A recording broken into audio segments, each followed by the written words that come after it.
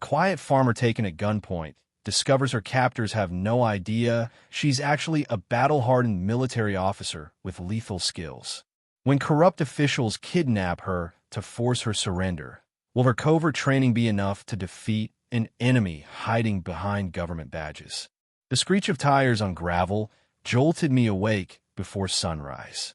I grabbed my shotgun from under the bed and peeked through the curtains. 3 black SUVs with dark windows rolled up my dirt driveway, kicking up dust clouds in the pink morning light. My heart pounded. No one visits a farm this early unless something's wrong. "Ethan," I whispered, rushing to my son's room. At 10 years old, he slept like a rock, tangled in dinosaur sheets.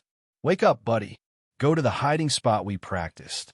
His eyes snapped open, already filled with fear. We'd practiced this drill monthly since moving to the farm. I never thought we'd need it. "Is it happening, Mom?" His voice trembled. "Just a precaution. Remember what to do." I kept my voice steady despite the hammering in my chest. He nodded, sliding under his bed and through the small passage to the hidden closet we'd built. "Call Aunt Sarah if you don't come back in an hour." I kissed his forehead and tucked his stuffed dog beside him. "I'll be right back." This is probably nothing. Outside, I left the shotgun propped inside the door. Couldn't risk looking threatened. Instead, I grabbed my work gloves, smudged dirt on my cheeks, and stepped onto the porch like I'd been up for hours doing chores. The morning dew soaked through my worn boots as I walked toward the vehicles, channeling every bit of the simple farmer I'd pretended to be for the past 3 years. 5 men in dark suits emerged. Government types. I could tell from their posture, their haircuts, the way they surveyed the property. I'd been one of them once. Before Ethan. Before the farm. Maya Wilson, a tall man with a square jaw, stepped forward. "Depends who's asking." I pulled off my gloves, buying seconds to scan their vehicles. "No markings." "Not good. We need you to come with us."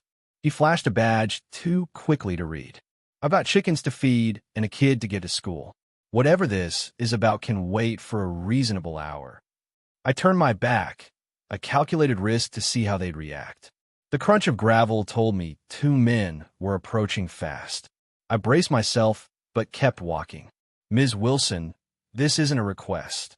A hand clamped onto my shoulder. Years of training screamed at me to break his arm. 3 moves would put him on the ground gasping. Instead, I shrugged him off like an irritated civilian. "Get your hands off me. I have rights. You've been identified as connected to environmental terrorist activities targeting government facilities." The leader approached with handcuffs.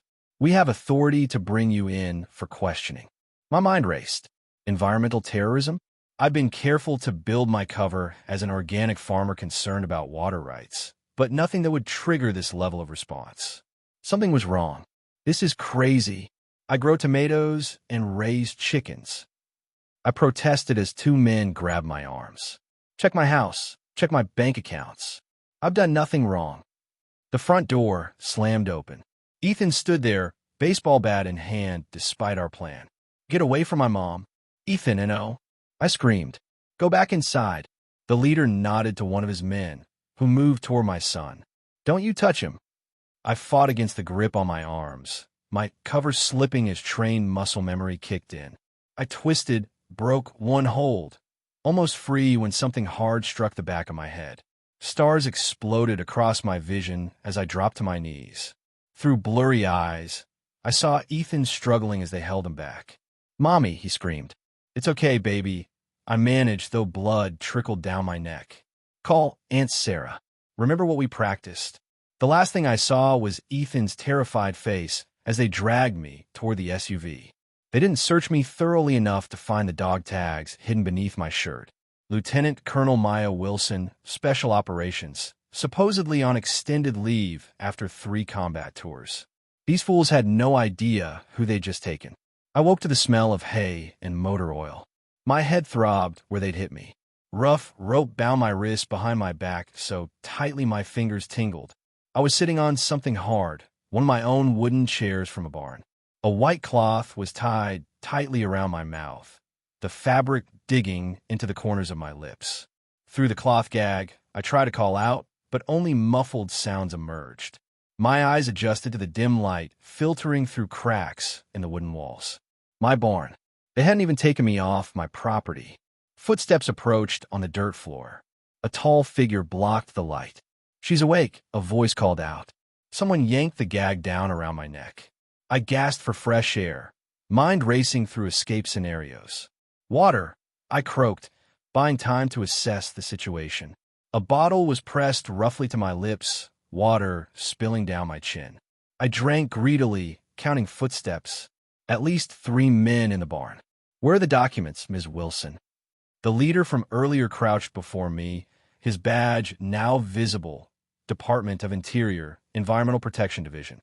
But something was off about it. After 15 years in military intelligence, I could spot a fake. "What documents?" "I don't know what you're talking about." I let fear creep into my voice. Exactly what they'd expect from a kidnapped single mother. "The files you stole from the Riverside facility." He grabbed my chin. "We know you took water and soil samples." "Where are they?" My mind clicked pieces together. The abandoned chemical plant 3 miles downstream from my farm. I'd noticed dead wildlife near the runoff channels last month. Just like any concerned citizen, I'd taken samples, planning to report it to the EPA. "I'm just a farmer worried about my water supply," I said, letting tears fill my eyes. The fish were dying in the creek. I took samples to the county extension office. "That's all." A slap across my face snapped my head sideways. My combat training screamed to counterattack, but I forced myself to whimper instead. "Your bleeding heart environmental group has been a thorn in our side for months," he snarled. "Who did you send the chemical analysis to?" I had no environmental group. The county agent had simply told me he'd forward my concerns appropriately. What had I stumbled into? "Please," I begged, playing my role. "My son needs me. I don't know anything about any documents." The leader stood, disgust on his face. "Tighten her restraints and watch her. No food until she talks." He shoved the gag back into my mouth, tying it painfully tight. As they walked away, I tested the ropes binding my wrists. Amateur work. Given time, I could escape. But first, I needed information. Through my tears, some real, some for show, I studied everything. The barn door opened briefly, revealing 2 more SUVs parked beside the first 3. Heavy security for one supposedly harmless farmer. Night fell. My captors changed shifts every 4 hours. They brought no food as promised, but offered water twice, temporarily removing my gag. I memorized faces, names murmured between them. Regional Director Victor Mercer would arrive tomorrow. The name meant nothing to me. In the darkness, I worked silently at the ropes. My wrists bled from the effort, but I felt the binding loosen slightly. Outside, an owl hooted 3 times in quick succession, then twice more. My heart leaped. That wasn't an owl. Captain James Rivera, my former second-in-command, lived 20 miles away under the guise of a mechanic. That signal meant military intelligence had been activated. My emergency protocols were in motion. I closed my eyes, weighing options. If James was here, Ethan was safe with my sister Sarah. But these men wouldn't have staged such an elaborate kidnapping for simple water samples. I'd stumbled onto something big, something worth killing for. The barn door creaked. A new figure entered, taller than the others, with an unmistakable military bearing despite the civilian clothes. "Has she talked?" he asked the guard. "Nothing useful. Says she's just a concerned citizen." The newcomer approached, studying me closely. "Leave us," he ordered. When we were alone, he removed my gag gently. I stared up, recognizing him instantly. "Hello, Colonel," he whispered. "Seems you found trouble without trying. Major Derek Sanborn, my former intelligence officer, supposedly working a desk job in Washington. What was he doing here?" "What have I stepped in, Derek?" I whispered back. He glanced nervously at the door. "Something big enough to pull me from retirement." "Those weren't water samples, Maya. That facility is processing weapons-grade biological material being sold to foreign buyers." My blood ran cold. "My son is safe, but you're not. Mercer isn't just some bureaucrat. He's running a private operation using government resources." He quickly checked my restraints. "I can't free you without blowing my cover. Hold out until tomorrow. We'll extract you during transport." "Who's we?" I asked. His answer was cut short by approaching footsteps. He quickly replaced my gag and stepped away. No progress, he told the returning guard. Maybe Mercer will have better luck tomorrow. As he left, his eyes met mine briefly. A silent message passed between us, reigniting the soldier I'd buried beneath 3 years of peaceful farming. Lieutenant Colonel Maya Wilson wasn't gone after all, and these men had no idea what they'd awakened by threatening my son. 3 days in my own barn. The rope had rubbed my wrists raw, the wooden chair digging splinters into my legs. Through the dusty air, sunlight streamed onto the hay-covered floor where I once taught Ethan to collect eggs from our hens. Now was my prison. The white cloth gag had been removed an hour ago when the man they called Regional Director Victor Mercer arrived. In his crisp navy suit and Italian leather shoes, he looked out of place in my weathered barn. "Ms. Wilson," he said, squatting to meet my eyes, "this unpleasantness can end immediately. Simply tell us who you sent the samples to." I studied him through swollen eyes. His manicured nails, the expensive watch on his wrist, the way he wrinkled his nose at the farm smells. This was no ordinary government worker. "I told your men everything," I said hoarsely. "I sent the samples to the county extension office. Check with Agent Thompson there."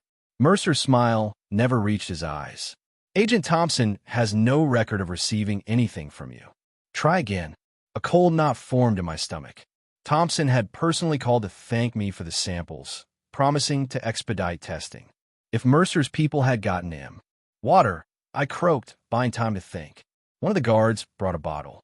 As I drank, I noticed Mercer checking his immaculate watch impatiently. "Ms. Wilson, let me explain your situation clearly."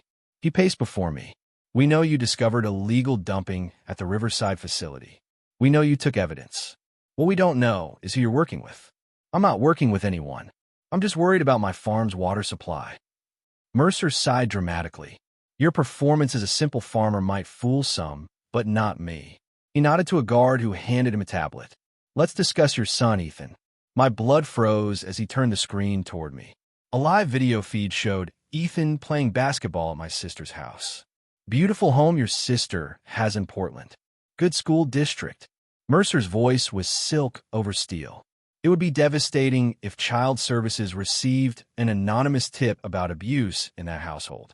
I lunged forward despite my restraints, chair legs scraping against the floor. "You stay away from my family." "Ah, there she is." Mercer smiled. "The real Maya Wilson begins to emerge." He set the tablet aside. "We're moving you tomorrow to a more appropriate facility for extended questioning. Tonight, you have time to reconsider your position."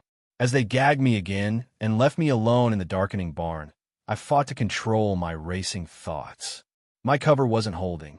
Somehow, Mercer suspected I wasn't just a farmer. But did he know about my military background? I tested my restraints again. The work of amateurs, they'd bound my wrists over the sleeves of my jacket. After hours of subtle movement, I'd created enough slack to work with. If Derek was right about them transporting me tomorrow, that would be my chance. Night fell completely. The guard changed, leaving just one man at the barn door. Through the window high above me, I could see stars appearing. Somewhere out there, my team was mobilizing. The thought both comforted and worried me. I'd left that life behind for a reason. A soft scratching sound came from the back wall. 3 taps, pause, 2 taps. Our old unit signal. Heart pounding, I responded by knocking my chair leg against the floor in the same pattern. Minutes later, a narrow beam of light appeared as a loose board in the rear wall moved aside. A familiar face appeared in the gap. "Looking rough, Colonel," James whispered, glancing nervously at the door where the guard stood outside. I grunted against my gag. James carefully reached through the gap, pulling the cloth down around my neck. "Status," I whispered, falling instantly into our old communication pattern. "Ethan's secure." Sarah took him to the backup location. "Derek's embedded with Mercer's team. We've got satellite coverage and a strike team on standby." He passed a tiny earpiece through the gap. "Hide this until transport tomorrow." Channel 3. "What have I stumbled into, James?" My voice cracked. Biological weapons production disguised as chemical waste. The samples you took contain markers for a weaponized virus being developed for sale to non-state actors. Mercer's running a private operation using government resources and connections. The pieces click together, and they think I'm part of some environmental group that's onto them. James nodded. Your cover as an environmentally conscious farmer worked too well. They think you're part of an activist group gathering evidence. How deep does this go? Deep enough that we're operating without official sanction. Your kidnapping triggered old protocols. Half the team came out of retirement for this. His eyes met mine. We don't leave our own behind. Footsteps approached outside. James quickly replaced my gag and slid the board back into place. I sat motionless as the guard peeked in, then resumed his post. I worked the tiny earpiece into my ear under the pretense of struggling against my restraints. The knowledge that my old unit had mobilized filled me with conflicting emotions. The life I'd built for Ethan, peaceful, normal, safe, was crumbling. Could I ever return to being just a farmer after this? Morning came with the sound of vehicles arriving. I'd managed maybe an hour of sleep, my body aching from days in the chair. The barn door opened, revealing Mercer with 4 armed men. Transport time, Ms. Wilson. He checked his watch. Final chance to make this easy on yourself. I stared back defiantly as they removed my gag. My son is fine for now. Mercer's phone chimed. He glanced at it, frowning. Secure her for transport. We're on a schedule. 2 men cut the ropes binding me to the chair, but immediately secured my hands with zip ties. My legs buckled when they pulled me up, partly from weakness, partly as an act. As they half-carried me toward the waiting van, I activated the earpiece with a subtle head movement. Mockingbird moving, I whispered, using my old call sign. For minutes to transport. Copy, came Derek's voice, barely audible. Extraction at checkpoint Delta. Prepare for contact. They pushed me into a van with blacked-out windows. No seats, just a metal floor where they forced me to kneel. 2 guards sat across from me, weapons ready. As the doors closed and the vehicle began moving down my driveway, I focused on my breathing. The moment was coming. 3 miles down the road, the van slowed for the sharp curve I knew well, the old county bridge with its single lane. The perfect choke point. 30 seconds, came the whisper in my ear. I tensed, ready. When the van suddenly braked hard, I was prepared. The guards weren't.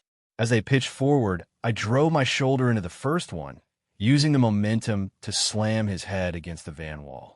The second reached for his weapon, but I was already driving my bound hands upward into his throat. The van swerved violently, then stopped. Gunfire erupted outside.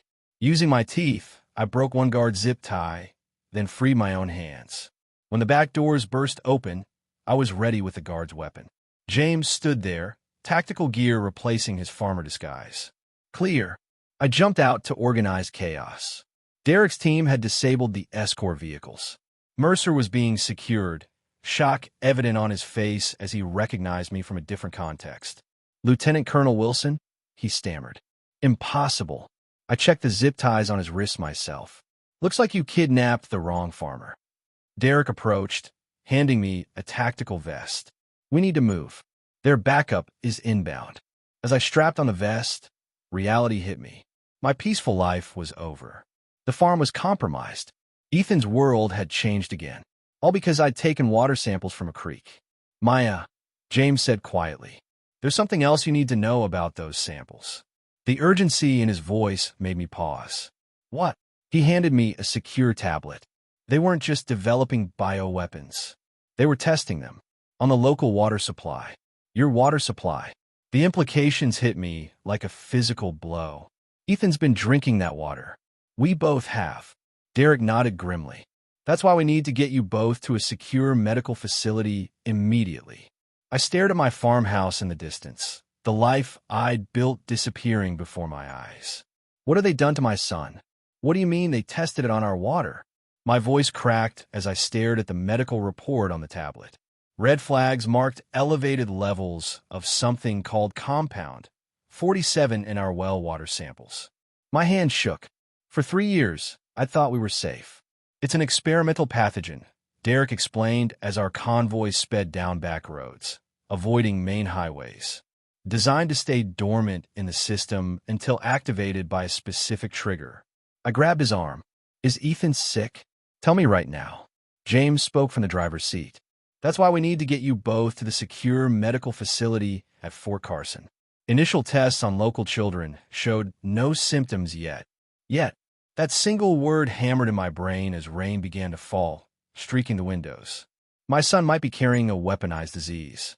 And it was my fault. My investigation had put him in danger. How much farther? I checked my weapon again, a familiar weight after years without one. Like riding a bike, the training came back instantly. 2 hours, barring complications. Derek handed me a secure phone. Call the safe house. Talk to Ethan.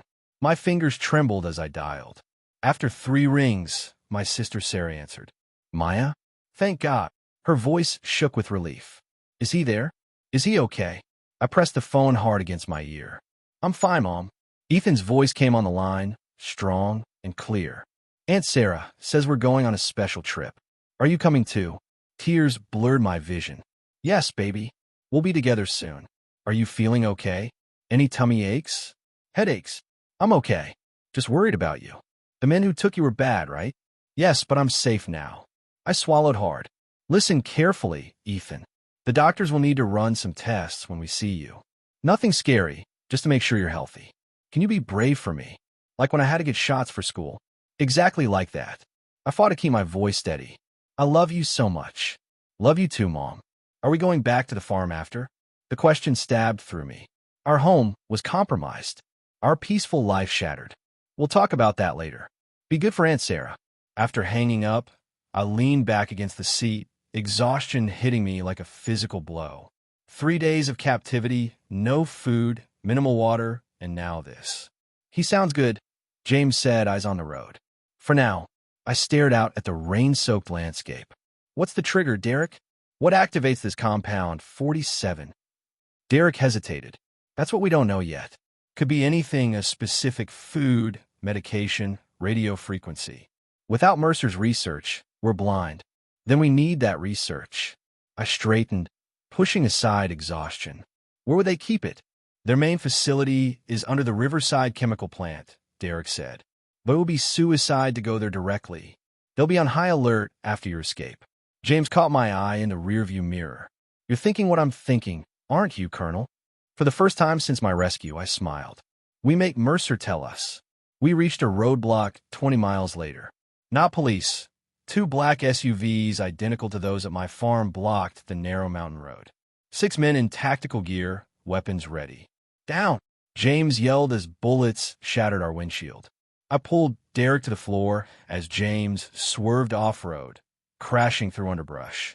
The SUV bounced violently over rough terrain, engine screaming. How did they find us? I shouted over the noise. Derek pulled out a scanner, sweeping it over me. It beeped near my boot. Tracker. They put it on you during transport. I yanked off my boot. A small device was embedded in the rubber sole. James grabbed it and threw it out the window. Too late, he growled. They're behind us. Trees whipped past as we bounced down a steep slope. The pursuing vehicles followed, gaining ground on the descent. We need to split up. I checked my weapon. Get Mercer to the extraction point. I'll draw them off. Absolutely not, Derek protested. We don't leave. My son needs that cure. I cut him off. This isn't about me anymore. Before they could argue, I opened the door and rolled out into the underbrush. Pain shot through my already battered body as I tumbled to a stop. Through the trees, I saw our SUV continue downhill, 2 pursuit vehicles following. Except one suddenly braked, turning back. They'd spotted me. I ran through the woods, rain soaking through my clothes. 3 years of farm work had kept me strong, but days of captivity had taken a toll. My legs burned, lungs screamed for air. Gunshots, splintered tree bark near my head. I dropped, rolled behind a fallen log.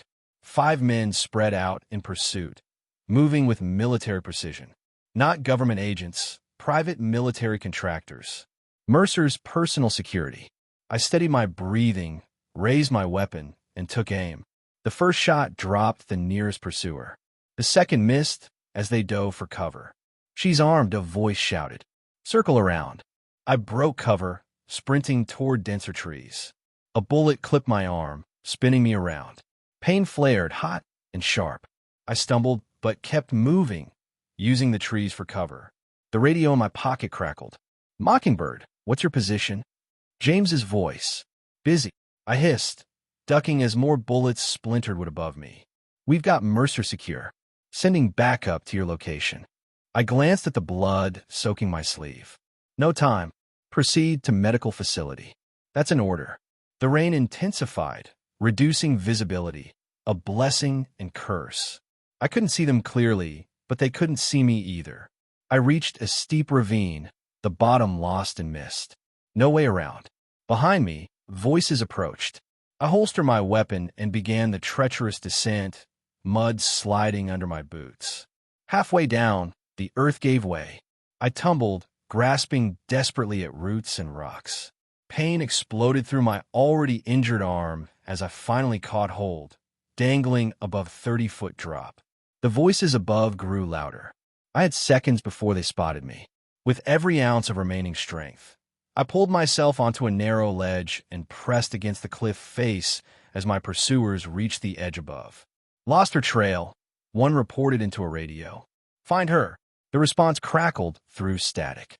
"She's the only leverage we have against Mercer." They moved away, continuing the search along the ravine's edge. I waited, counting breaths, fighting the urge to move. When silence returned, I carefully continued downward, finding footholds in the slick rock face. At the bottom, a shallow stream flowed through moss-covered stones. I watched the bullet graze on my arm, wrapping it with strips torn from my shirt.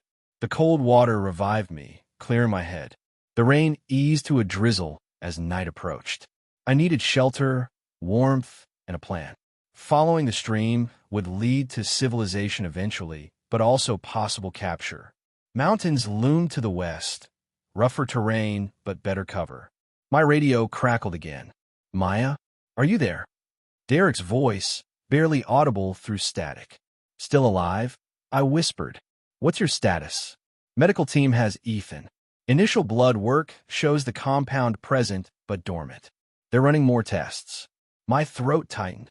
"And Mercer, being stubborn, says the research is encrypted, needs his personal codes." I leaned against a tree, exhaustion washing over me. "Tell him I'm coming for those codes myself." "Maya." Derek hesitated. "There's something else. The team found documents at your farm. Your cover wasn't random." My blood ran cold. "What does that mean?" "Your farm's location was deliberately chosen. The water contamination, it was targeted. They were watching you specifically." The world seemed to tilt. "Why?"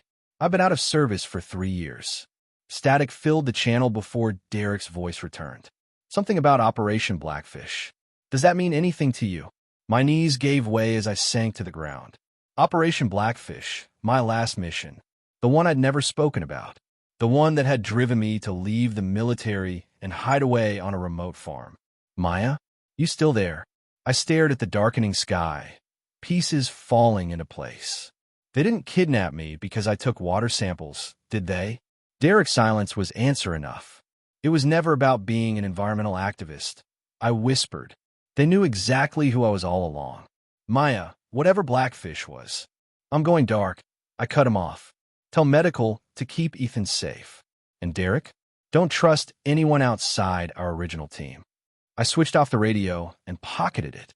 Night had fallen completely now, the forest alive with sounds. Somewhere out there, Mercer's men were still searching. And somewhere beyond them lay answers about why my past had suddenly crashed into my present, threatening my son's life in the process. I took a deep breath, centered myself, and began moving west. Lieutenant Colonel Maya Wilson was fully awake now, and she had hunting to do. The mountain cabin looked abandoned, its windows dark against the rising sun. After a night navigating by stars through dense forest, my body screamed for rest. Blood had soaked through my makeshift bandage. My head pounded from dehydration, and every muscle ached from the climb. I approached cautiously, circling the structure. No vehicles, no footprints. The door hung slightly ajar, disturbed by animals or weather. Inside, dust-covered simple furniture, a table, chairs, a wood stove. A hunting cabin, and used since last season. My tactical training took over. Secure the perimeter. Find water. Treat wounds. Establish communication. I'd done this in countries whose names never appeared in mission reports. I could do it here. The cabin had a hand pump for water. After checking for tampering, I drank deeply, then cleaned and re-bandaged my arm. A search yielded basic supplies, canned food, matches, a first aid kit with expired but usable antiseptic. I powered on my radio briefly. Mockingbird checking in. Found shelter. Status. Static answered. Either mountains blocked the signal or they were jamming communications. Either way, I was on my own. Maps tacked to the cabin wall showed I was 12 miles from the nearest road. From there, another 30 to Fort Carson, where Ethan was being treated. Too far to walk quickly in my condition. I needed transportation. As morning warmed the cabin, I sorted through my options. Mercer's men would be watching roads, hospitals. My face would be flagged in every database they could access. But they'd expect me to head straight for the medical facility and my son. Instead, I needed to go where they wouldn't expect, straight back to the source. The Riverside chemical plant, where they were creating the biological weapon that now flowed through my son's veins. A crash outside jolted me from planning. I grabbed my weapon, flattening against the wall beside the window. Through dirty glass, I saw movement, not soldiers but a young man in hiking gear, stumbling up the path. He looked injured, clutching his ankle. Just a hiker who'd taken a fall? Or bait in a trap? I watched as he reached the cabin door, knocked weakly. "Hello? Anybody? I need help." His face showed pain and fear, no sign of military bearing. Still, I'd seen better actors. "Please." I fell down the ridge back there. My ankle. Why I didn't answer, he slumped against the door frame, sliding to sit on the porch. He pulled out a water bottle with shaking hands. Unaware, I watched from inside. Decision time. If he was innocent, he had a phone I could use. If not, I positioned myself behind the door, weapon ready. "It's open," I called. "Come in slowly." He startled at my voice, then pushed the door wider, hobbling inside. Thank God, I thought. My gun pressed against his temple, frozen mid-sentence. "Phone." Slowly. Left hand only. My voice was steel. His eyes widened with genuine fear. "P pocket. Left jacket pocket." "Who are you?" "Tyler Reed. I'm just hiking the Carson Trail. 3 days solo." I slipped crossing the stream about a mile back. I patted him down one-handed, finding the phone and nothing else threatening. "Sit down. Don't move." He obeyed, watching as I checked his phone. Full signal, 3 bars. Recent calls showed nothing suspicious. Text messages to Mom and Kayla about his hiking trip. "Please," he said. "What is this? Are you in trouble?" I lowered my weapon slightly. "You could say that." His eyes took in my appearance. The blood-stained sleeve, the dirt and scratches, the hollow look of exhaustion. "You're hurt. I have a first aid kit in my pack. Why would you help someone holding you at gunpoint?" He shrugged. "My sister's a nurse. Can't walk past someone bleeding." Something in his earnest face reminded me of the medic from my first tour. Against better judgment, I lowered the gun completely. "I need to make a call. Then you can go." Relief flooded his face. "Take your time. Not walking anywhere fast with this ankle." I stepped outside with his phone, dialing the secure number from memory. It rang twice before James answered. "Who is this?" His voice was guarded. "It's Maya. Borrowed phone. Status." I heard him exhale sharply. "Thank God. We thought. Never mind. Ethan's stable. The compound remains dormant. Doctors are working on identifying the trigger mechanism." And Mercer, refusing to cooperate, claims he's just a bureaucrat following orders. "What about Blackfish? Any connection?" James paused. "We found something. 3 years ago, after Blackfish, you nearly died from an unknown illness. The symptoms match exposure to an early version of Compound 47. The ground seemed to sway beneath me. They use it on me first? As a test subject? We think so. Your recovery wasn't miraculous. It was by design. They wanted to see if you could survive it." My free hand curled into a fist. "They've been watching me all along. My water. My farm. My son. Maya. James hesitated. There's something else. Mercer finally revealed the trigger for the compound. What is it? A specific frequency. Radio waves at 87.3 gigahertz. When exposed, the compound activates, attacking major organs within hours. Cold dread washed through me. And they have transmitters? Mobile ones, small enough to mount on drones or vehicles. I leaned against the cabin wall, legs suddenly weak. They were never planning to let me escape the farm. Were they? Just needed me isolated for. I couldn't finish the thought. The team intercepted chatter. They're mobilizing something called Final Protocol. We think it's. The line crackled, then died. I stared at the phone. No signal now. Moments before, it had full bars. They were jamming communications, which meant the distant sound of helicopter rotors confirmed my fear. They triangulated the call. I rushed back inside. Tyler looked up, alarmed at my expression. We need to move. Now. I gather my few supplies. What's happening? He struggled to stand on his injured ankle. Bad people are coming. If they find you with me, they'll kill you. I gestured to his leg. Can you walk at all? He nodded, face pale. With help. There's a ravine half a mile east. Dense tree cover. Hide there until the helicopters leave. I handed him back his phone. Don't try to use this. They're tracking signals. What about you? I checked my weapon. I'm heading the opposite direction. They'll follow me. He stared, understanding dawning. You're using yourself as bait. Something like that. I help him to the door. Go now. Stay low. As he limped away, I whispered a silent apology. For bringing danger to him. For 3 years of not knowing my son drank contaminated water. For failing in all the ways that mattered. The helicopter sounds grew louder. 2 of them, coming from the south. I had minutes, not hours. I ran north, away from Tyler's path, making no attempt to hide my trail. Let them follow me. Every minute they spent chasing me was another minute for my team to find a cure, another minute my son stayed alive. The forest thinned as I climbed higher, legs burning with effort. Behind me, helicopter rotors chopped the air, closer now. I reached a rocky outcropping and paused, gasping for breath. Below, the cabin was visible. 2 black helicopters circling it like vultures.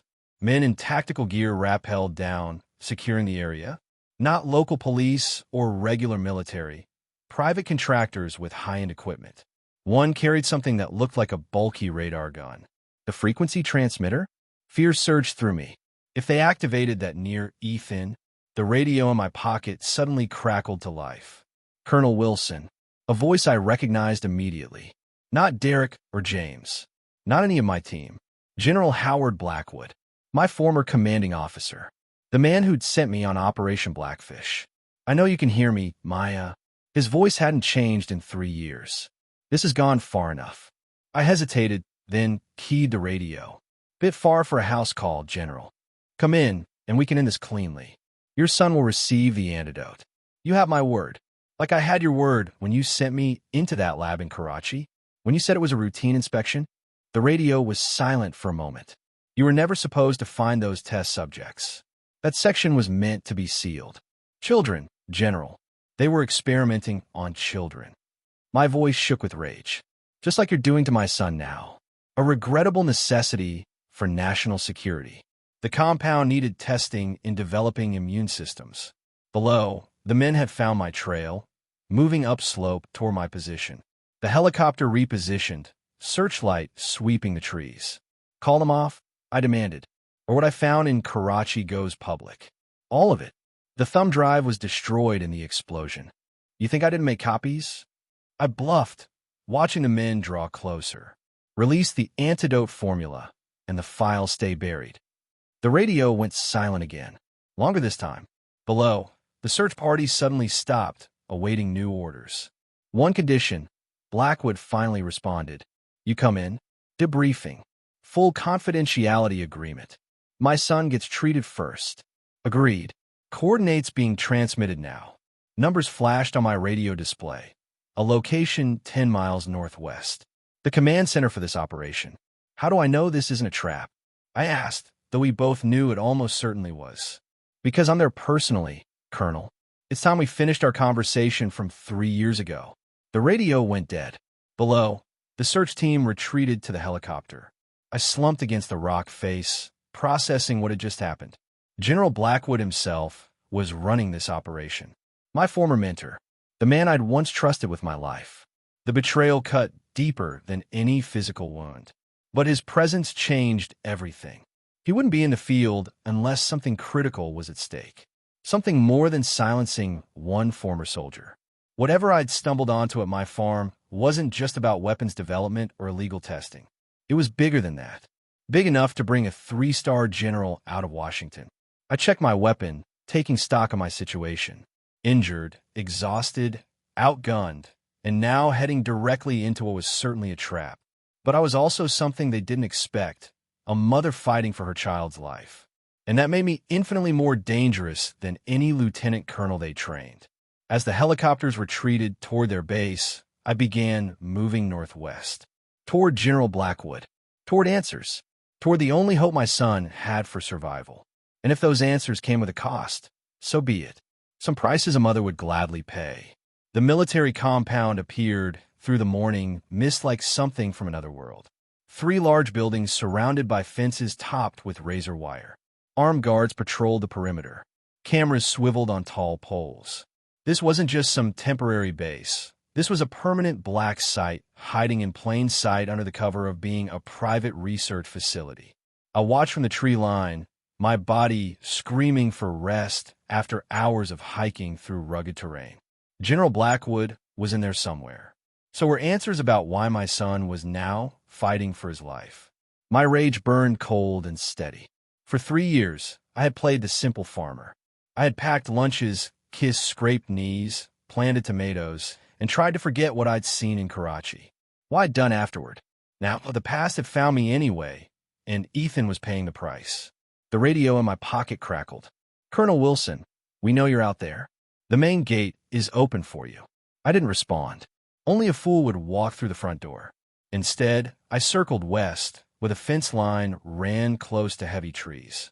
Years of operational experience had taught me every facility had weaknesses. This one's appeared to be overconfidence. A supply truck approached the gate, slowing for inspection. Perfect timing. While the guards were distracted, I sprinted to the fence, using wire cutters from my boot to create an opening just large enough to squeeze through. The cameras had blind spots if you knew how to spot them. 3 minutes later, I was inside the perimeter, ducking between storage buildings. Workers in lab coats walked between facilities, some carrying tablets, others pushing carts of equipment. No one looked my way. I was too filthy, too bloodied to be mistaken for one of them. I needed a disguise. A small maintenance shed provided the answer, worker coveralls hanging on hooks. I slipped inside, changed quickly, and pinned my hair up under a cap. The outfit was too large, but it covered my dirty clothes and injuries. I grabbed a clipboard for good measure. Back outside, I walked with purpose toward the main building. Head down, clipboard high, the universal posture of someone too busy to be bothered. A keycard scanner blocked the entrance. I waited, counting seconds, until a distracted scientist approached, eyes on his phone. Forgot my card again, I mumbled, hunching my shoulders. Without looking up, he swiped his badge, holding the door. "Third time this week, right?" He glanced at me finally, a flicker of confusion crossing his face. "Thanks," I said, already moving inside before he could reconsider. The interior reminded me of military hospitals, sterile, bright, efficient. Signs pointed to different departments: research, testing, administration. I followed the last one, guessing Blackwood wouldn't be hidden among lab technicians. "Hey, you," a sharp voice called from behind. I kept walking, turning a corner quickly and entering the first door I saw. It was a small office, empty except for computers and filing cabinets. A poster on the wall detailed evacuation procedures. Perfect. I memorized the building layout shown there. The administrative wing was 1 floor up. I took stairs instead of elevators, avoiding cameras where possible. The higher I went, the more security I encountered. Men in tactical gear rather than rent-a-cop uniforms. These were serious operators. If they saw through my disguise, I wouldn't make it out alive. Outside a door marked conference room, two guards stood at attention. Beyond them would be Blackwood. But how to get past? A fire alarm caught my eye at the end of the hall. Risky but effective. I approached the guards confidently. "Maintenance check on the alarm system," I said, flashing the clipboard. "Need access behind you." "We weren't notified," one replied, hand moving subtly toward his weapon. "Last-minute directive. Some big meeting today. Has the boss worried everything's perfect?" I kept my voice bored, slightly annoyed. "I can call him if you want the details," but he seemed pretty stressed already. They exchanged glances. "Make it quick," the first one said, stepping aside. I moved past them to the wall panel, removed a small screwdriver from the coverall's pocket, and pretended to check connections. When both guards glanced away, I pulled the fire alarm. Chaos erupted instantly. Blaring sirens, flashing lights. The guards cursed, torn between staying at their post and following evacuation protocols. I used their moment of confusion to slip through the conference room door, locking it behind me. Inside, General Howard Blackwood stood at the head of a long table, surrounded by men in suits who jumped at the alarm. At 63, he looked exactly as I remembered. Silver hair, cropped military short, posture ramrod straight, eyes hard as granite. Those eyes widened slightly as he recognized me. "Everyone out," he ordered the others. "Security breach protocols." Now, the suits rushed out another door as Blackwood calmly sat down. "Dramatic entrance, Maya. Some things never change." I leveled my weapon at him. "Where's the antidote for my son?" He gestured to a chair. "Please, let's be civilized. My son is dying because of you. Civilization is off the table." Blackwood sighed. "If I wanted you dead, those guards would have had shoot-on-sight orders." I meant what I said about finishing our conversation. This isn't a conversation. It's an interrogation. I kept my gun aimed at his chest. "Why target my son?" "We didn't. You were never supposed to have children, Maya. Your exposure in Karachi should have left you sterile. When our surveillance detected you had a child." He spread his hands. It raised questions that needed answers. Cold horror spread through me. "You've been watching me since Karachi? Since I resigned?" "You never resigned. You were placed on extended medical leave. There's a difference." My finger tightened on the trigger. "You used me as a test subject. Then you used my son. We use an asset with unique characteristics to advance critical research." His voice remained calm, reasonable. "The children in Karachi were already infected when you found them. We simply continued their treatment under proper protocols." "You were weaponizing the disease," I said, "just like you're doing now." "We were developing countermeasures against enemies who would do far worse." He leaned forward. "What you saw as victims, we saw as necessary sacrifice for millions of lives saved, including yours." The alarm suddenly silenced, leaving a ringing in my ears. Security would be reorganizing now, realizing the alarm was a diversion. "Your son's condition can be reversed," Blackwood said. "The compound hasn't been activated, but it could be any moment. With your transmitter." He nodded. "A precaution we never intended to implement. Your unexpected escape forced contingency measures." "Don't lie to me, General. You were going to kill us both once you confirmed the compound worked." Something flickered across his face. "Regret? You were my best operative, Maya. I mourned when I thought we'd lost you in Karachi." "Save it. Where's the antidote?" He opened a drawer slowly, telegraphing his movements. From it, he withdrew a small metal case. The formula and samples. Enough for 2 treatments. I kept my gun steady, suspicious. "2. You're also infected, Maya. You have been for 3 years. The symptoms will return eventually without treatment." The room seemed to tilt. "That's why you let me live. To see how long the dormant phase could last. Your survival provided valuable data. Your son's existence offered an unexpected research opportunity." He pushed the case across the table. "Take it." As my hand closed around the case, the door behind me burst open. I spun, weapon raised, but too late. Something sharp struck my shoulder. I looked down to see a dart protruding from my coveralls. Already, numbness spread through my arm. "I'm truly sorry, Maya," Blackwood said as my vision blurred. "But compound 47 is too valuable to lose. And so are you." My knees buckled as darkness closed in. The last thing I saw was Blackwood reaching for the metal case, his face a mask of practiced regret. I woke to the steady beep of a heart monitor. Soft blankets covered me instead of dirt and leaves. Clean bandages wrapped my injured arm. For one confused moment, I thought I was back in the military hospital after Karachi. Then I saw Ethan. My son lay in a hospital bed across the room, small and pale against white sheets. And 4 dripped clear fluid into his arm. Monitors tracked his vital signs.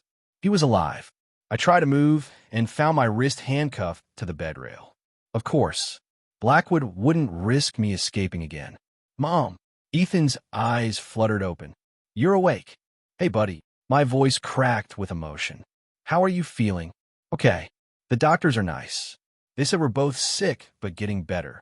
His innocent trust broke my heart. Are we at a special hospital? Before I could answer, the door opened. A doctor entered, followed by James and, surprisingly, Derek. Both men wore civilian clothes, but their eyes told me everything. This wasn't a rescue. This was containment. Good morning, Colonel. The doctor checked my vitals. The treatment is proceeding as expected. Both you and your son are responding well. What treatment? I demanded. What have you given him? The antidote to compound 47, she replied calmly. General Blackwood authorized emergency protocol. James stepped forward. Maya, we need to talk. The doctor nodded. I'll give you a moment. The boy should rest. She adjusted something in Ethan's fore, and his eyes soon drifted closed. What's happening? I whispered once she'd left. Why are you two here? Derek looked uncomfortable. We've been briefed on Blackfish, the full operation. Then you know Blackwood is experimenting on children. On my son. James shook his head. It's more complicated than that. Don't give me that line. I yanked against the handcuff. You've seen what they're doing. This is a black site off the books. It's a secure medical facility, Derek countered. Maya, your son is alive because of the treatment they developed here. I stared at my former teammates, understanding dawning with sickening clarity. You're with them. You've been with them all along. James sighed. We're with you, Maya. Always have been. But General Blackwood showed us the bigger picture. Which is? Karachi wasn't just a rogue lab, Derek explained. It was the first successful test of a biological defense program. What you found wasn't victims. It was success. Those children were dying. And then they weren't, James said quietly. The disease was engineered to strengthen their immune systems after the initial phase, make them resistant to dozens of biological weapons. At what cost? I demanded. Turning them into carriers? Living weapons. Derek looked away. There are aspects of the program that went too far. We agree. But the core research has saved lives. Including yours, James added. When you were exposed in Karachi, you should have died within hours. The modified strain they gave you as treatment kept you alive. I struggled to process this betrayal.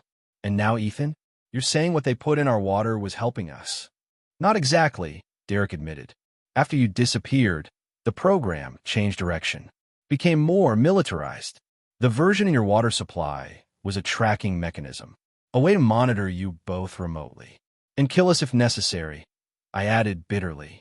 Neither man denied it. So what now? I rattled the handcuff. We're prisoners? Test subjects. That depends on you, said a new voice. General Blackwood entered, looking every bit the distinguished military leader in his dress uniform. Your son will make a full recovery, as will you, with continued treatment. Why should I believe anything you say? Because despite what you think of me, I've never lied to you. Withheld information, yes, but never lied. I laughed harshly. Is that how you sleep at night, General? He pulled up a chair beside my bed. I sleep knowing the work we do here protects millions from threats they'll never know existed, including your son, by turning him into a weapon, by giving him immunity no other child on Earth possesses. Blackwood leaned closer. The compound in his system will protect him from every biological agent our enemies have developed. He'll never suffer from most common diseases. His life expectancy has effectively doubled. I looked over at Ethan, sleeping peacefully. At what price? Monitoring, quarterly blood tests, nothing that would prevent a normal life. He paused. and your return to service. There it was, the real purpose behind everything. You did all this, endangered my son, hunted me across mountains to get me back into the program. You were our most successful subject, Maya. Your body adapted to the compound in ways we're still studying. And your son, Blackwood, actually smiled. Second-generation exposure has produced remarkable results. Together, you represent the future of biological defense. You're insane. I'm practical. He stood. You have 24 hours to decide. Accept a position here as special consultant, with your son receiving the best care and education available. Or what? You'll kill us? Experiment on us? Or you'll be processed through regular military channels. Charges of desertion, theft of classified information, assault on federal officers. His voice hardened. Your son would become a ward of the state. Given his special medical needs, he would naturally remain in a specialized facility. Like this one. Ice filled my veins. You take my son. The choice is yours, Colonel. He moved toward the door. I'll return tomorrow for your answer. After he left, I turned to James and Derek. Tell me you're not really part of this. Derek looked at the floor. We thought we were rescuing you. And then we saw the data, James said. What the program has achieved. The threats it's neutralized. So you abandoned your principles. Followed orders. We chose the path that saves lives, Derek countered. Including yours and Ethan's. I stared at the ceiling, mind racing through options. If I agreed to Blackwood's terms, what happens? You'd work here. Limited access at first, but eventually full clearance. James seemed relieved by my question. Ethan would attend the school on campus. You'd have comfortable housing, good pay. A gilded cage. A second chance, Derek said, to make something good come from Karachi. When they finally left, I lay watching Ethan breathe, tears running silently down my face. Everything I'd done, leaving the military, hiding away on the farm, building a normal life, had been pointless. We'd never escaped, never been free. Near midnight, the door opened again. A nurse entered, checking Ethan's IV before approaching my bed. Time for your medication, she said quietly. As she leaned over to adjust my IV, her face came close to mine. Tomorrow morning, fire drill. Power backup test. 30-second window. Her voice was barely audible. Main gate. Blue van. My eyes widened slightly, but I gave no other reaction. She finished her work and left without another word. I stared into the darkness, hope flickering to life. Someone on the inside was helping us.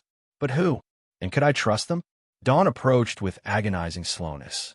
I tested the handcuff again. Solid steel, no give. Even if we reached the gate, Blackwood security would be waiting. We wouldn't get a mile before capture.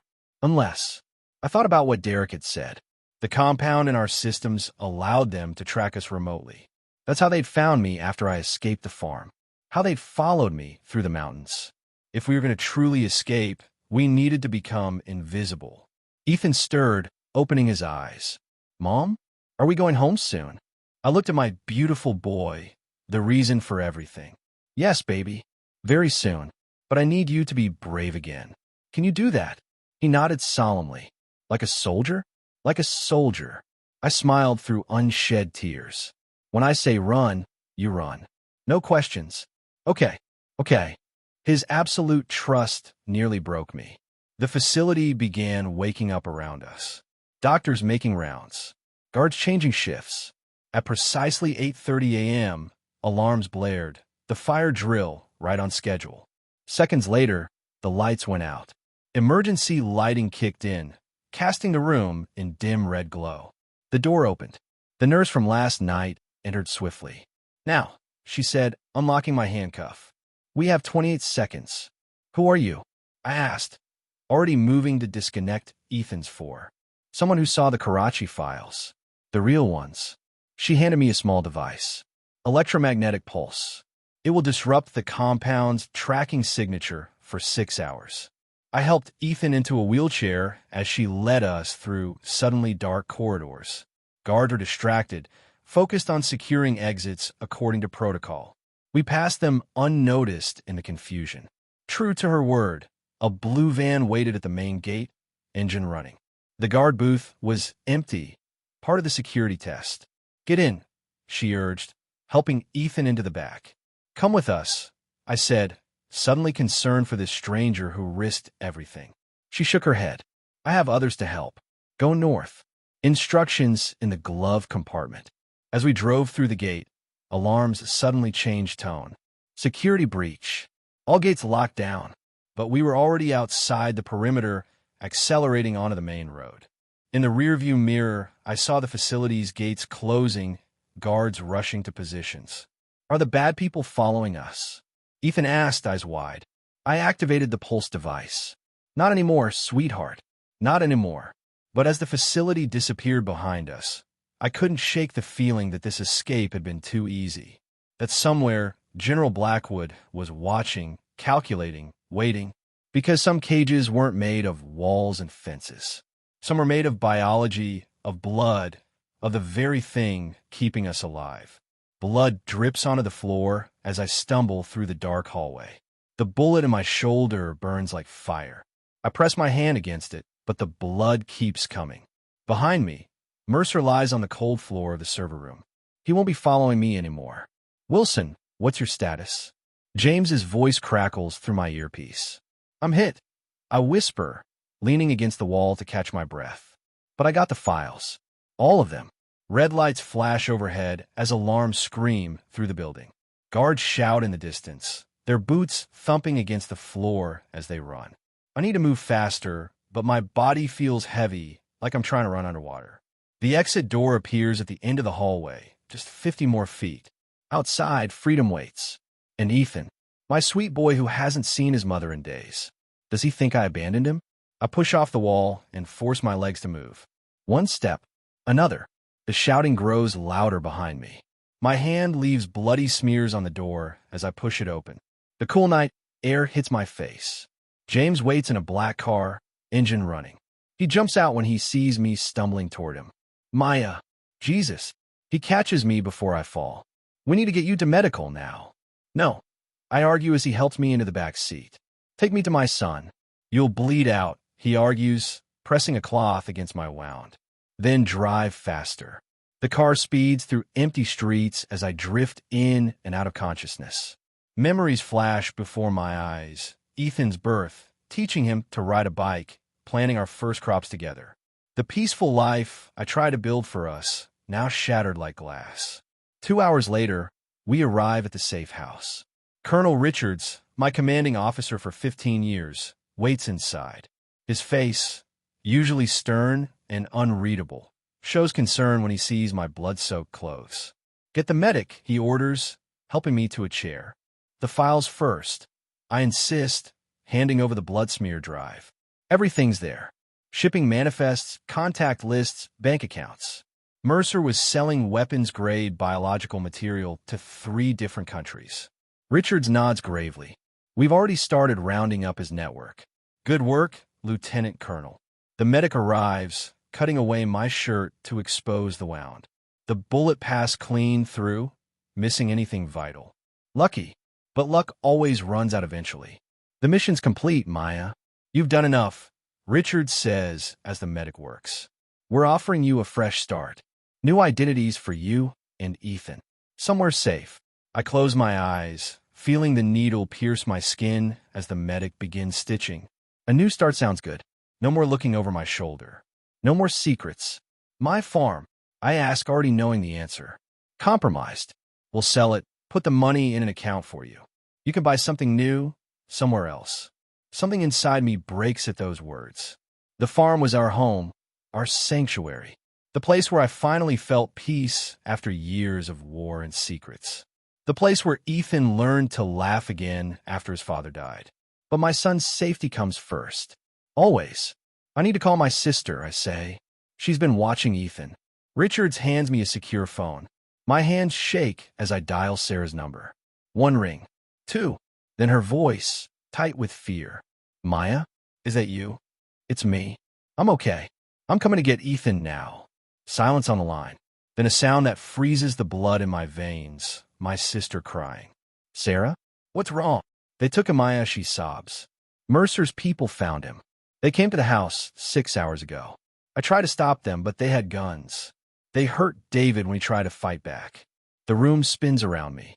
My wow no longer matters. Nothing matters except those words. They took him. Did they say anything?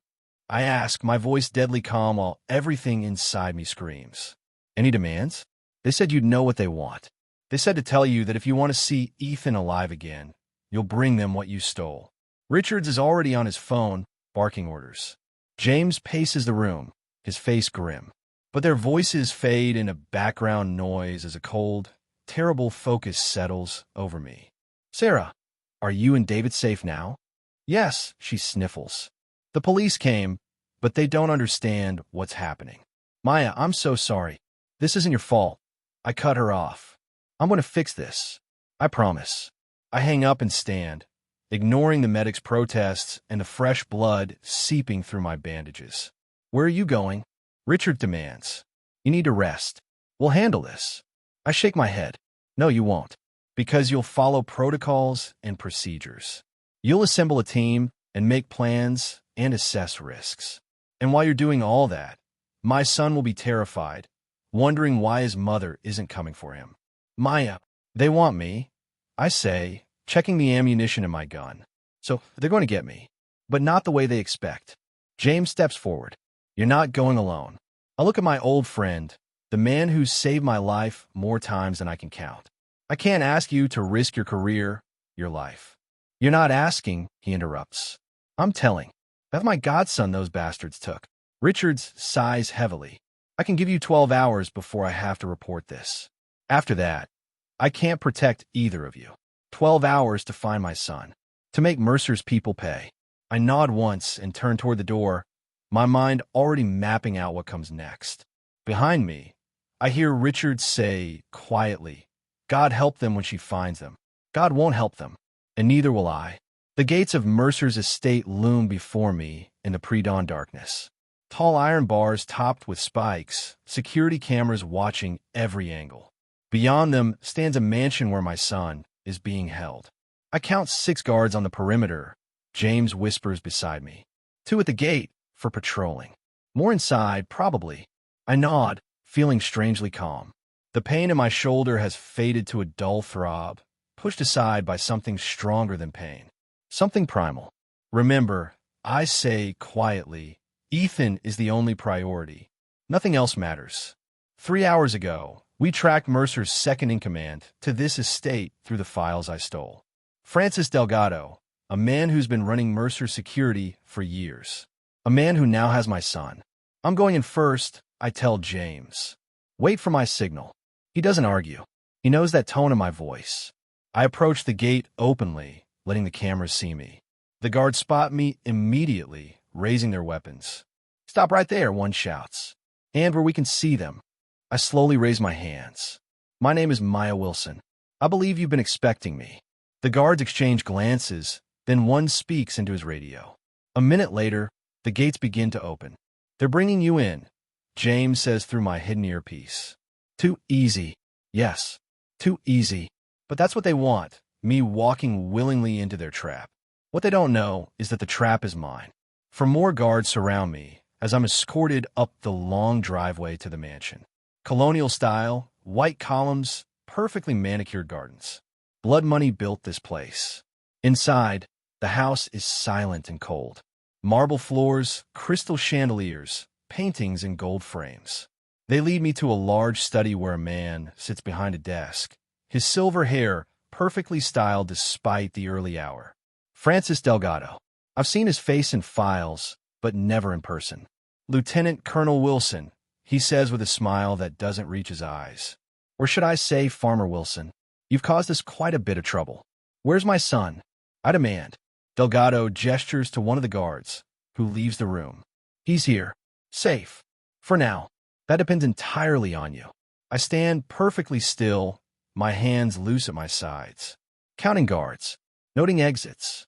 Watching Delgado's every move. You have something that belongs to us, he continues.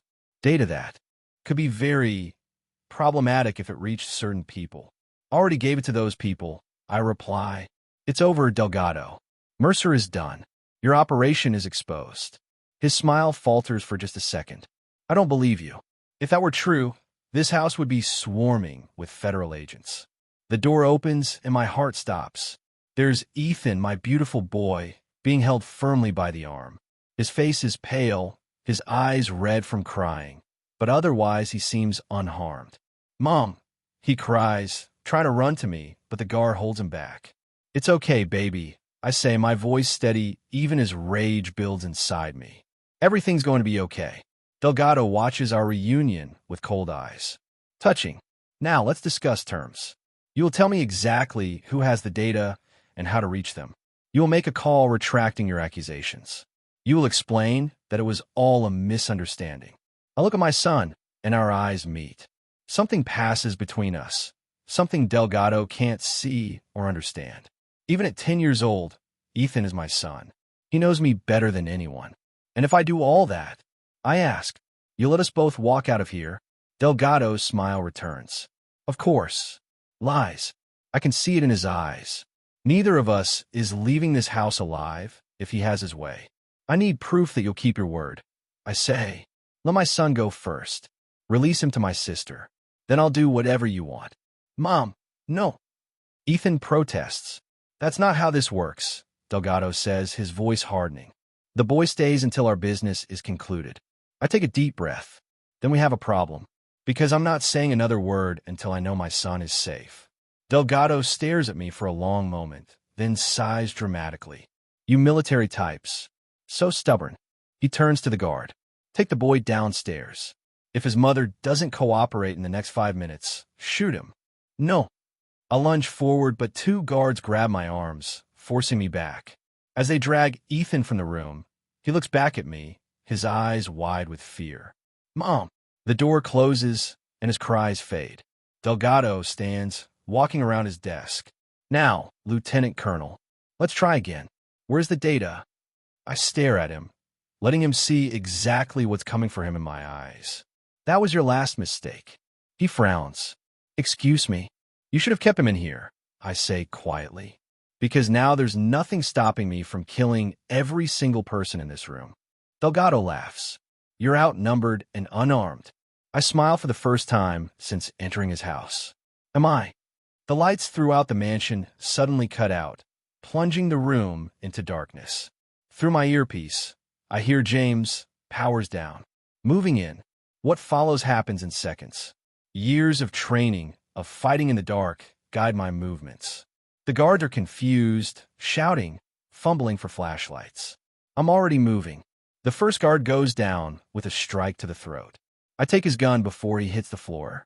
The second fires wildly into the darkness, hitting nothing. My bullet finds him with precision. Delgado is scrambling for his desk drawer, likely for a weapon. I am faster.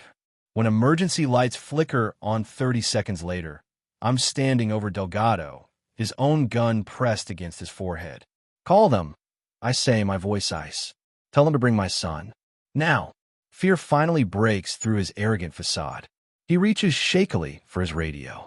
Throughout the mansion, gunfire erupts as James and the small team we assembled, former squad members who dropped everything when I called, engage the remaining guards. Please, Delgado whimpers. I have a family too. Then you should have thought about that before taking mine. Footsteps in the hallway. The door bursts open. I don't take my eyes off Delgado. Even as James enters, Ethan held protectively behind him. Mom! Ethan breaks free, running to me. I catch him with one arm, holding him tight against my side while keeping the gun steady. Close your eyes, baby, I whisper. Please, Delgado begs. I'll tell you everything. Names, contacts, all of it.